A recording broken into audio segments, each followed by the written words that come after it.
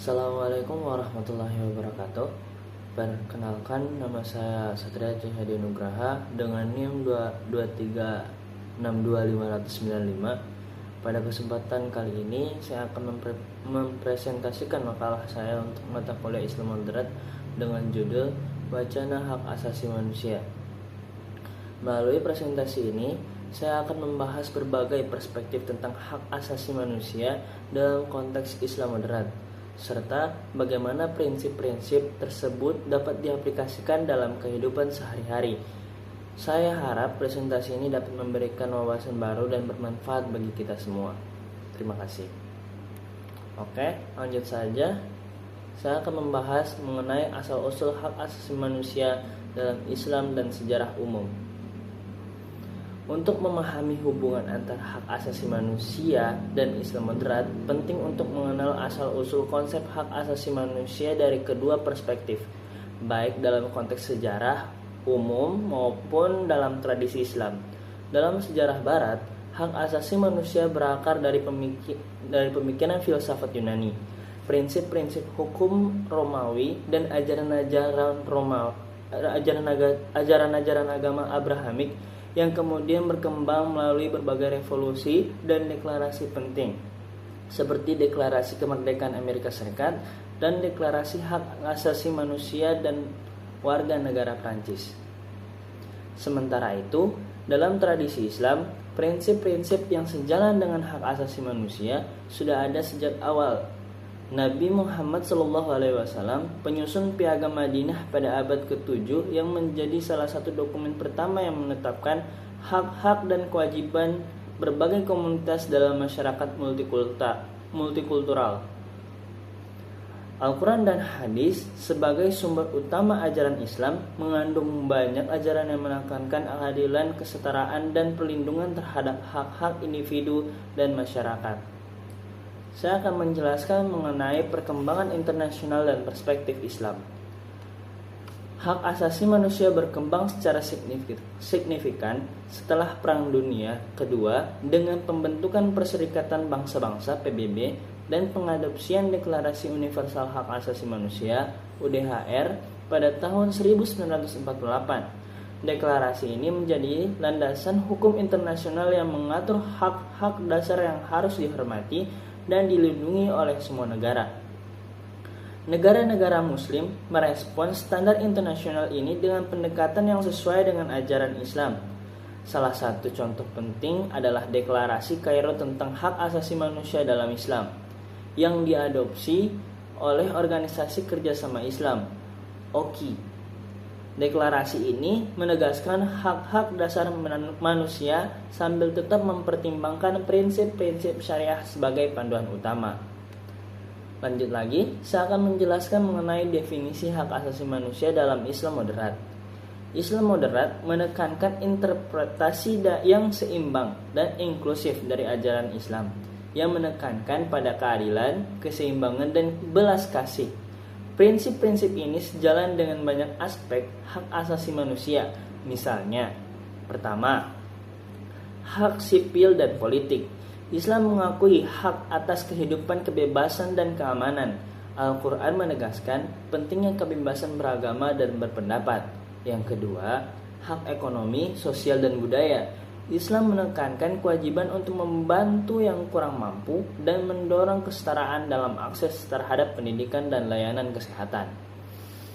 Konsep-konsep seperti non-diskriminasi dan kesetaraan gender juga mendapat perhatian khusus dalam Islam moderat. Al-Quran menyatakan bahwa semua manusia adalah sama di hadapan Tuhan dan tidak ada yang lebih unggul kecuali dalam ketakwaan dan perbuatan baik. Quran Surah Al-Hujurat ayat 13.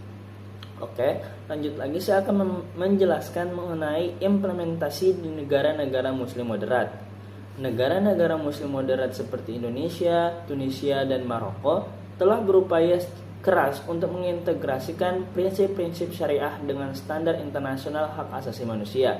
Misalnya, Indonesia sebagai negara dengan populasi muslim terbesar di dunia memiliki konstitusi yang menjamin hak-hak dasar seperti kebebasan beragama, hak untuk pendidikan, dan perlindungan terhadap diskriminasi.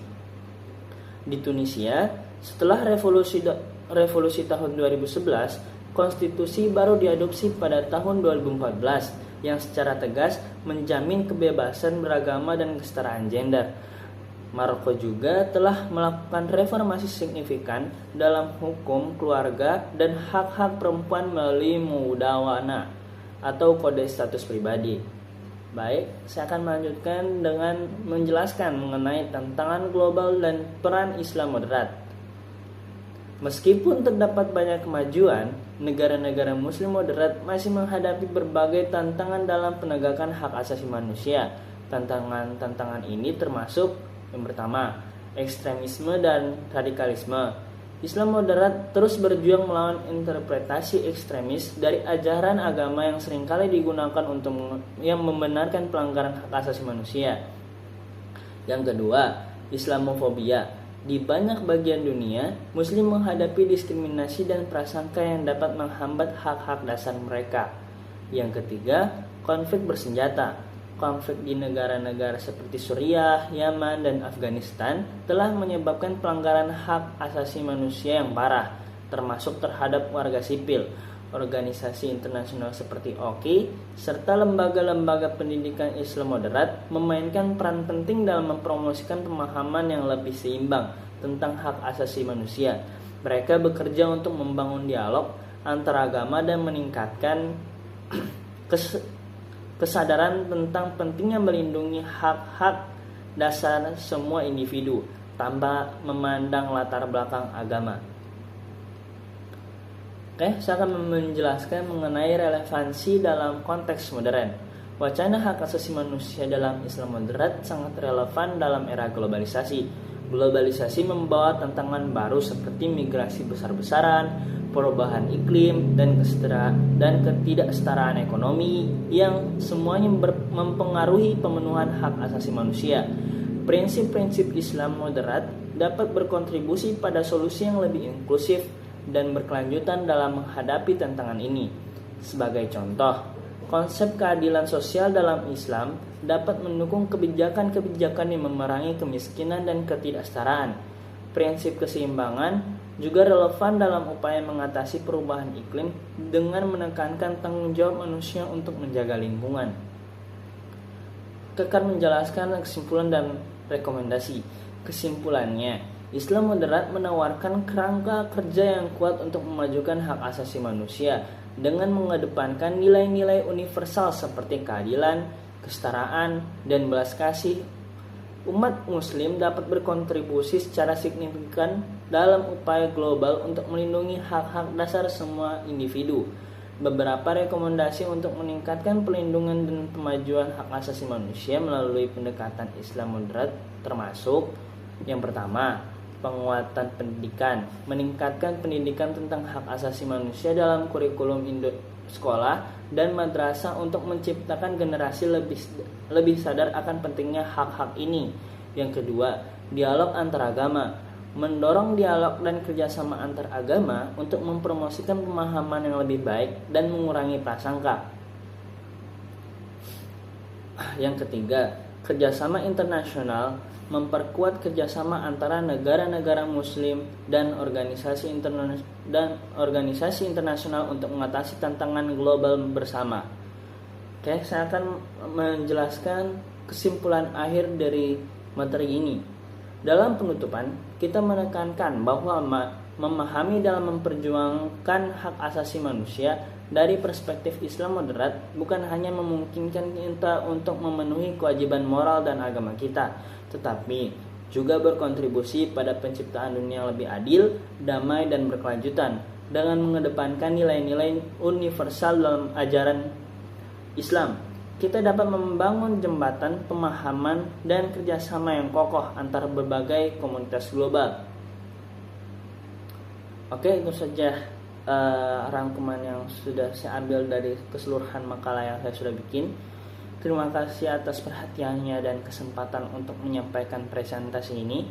Sebagai penutup, saya ingin menekankan bahwa wacana hak asasi manusia dalam konteks Islam moderat menawarkan pandangan yang harmonis antara prinsip-prinsip universal hak asasi manusia dan ajaran-ajaran Islam melalui pemahaman yang mendalam dan penerapan nilai-nilai moderasi. Kita dapat menciptakan masyarakat yang lebih adil, inklusif, dan damai. Saya berharap presentasi ini telah memberikan wawasan yang berguna dan menginspirasi. Jika ada kekurangan atau masukan, saya akan senang hati akan menerimanya. Sekali lagi, terima kasih atas perhatiannya dan partisipasinya. Wassalamualaikum warahmatullahi wabarakatuh.